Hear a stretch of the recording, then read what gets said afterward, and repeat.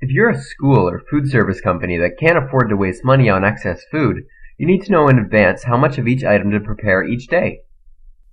That requires a lot of communication. First, you have to create a menu and communicate it to the parents.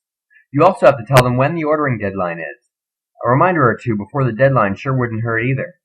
Then the parents have to communicate with their children about which items to order. Next, the parents have to communicate the order and the payment to someone at the school.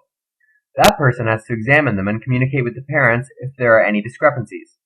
Then, someone has to gather and reorganize all the orders to communicate the totals to the people that will prepare the meals.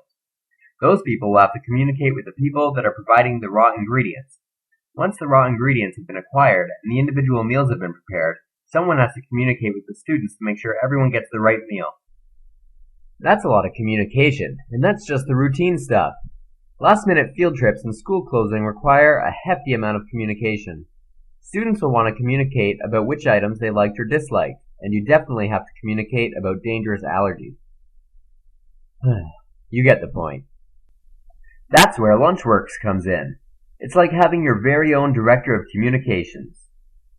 You enter the menu in lunchworks and it communicates the menu and ordering deadlines to the families, along with periodic reminders. Families enter their order in lunchworks and it communicates all of the relevant information to the appropriate people. And because lunchworks stores everything in a well-formatted database, all of the communications happen in real time, 24/7. It all works so well you can even use it for things like daycare, yearbooks, and fundraisers. So whether you're a food service provider, a school, or a parent, lunchworks means you can stop worrying about tedious communications and get on with feeding the children.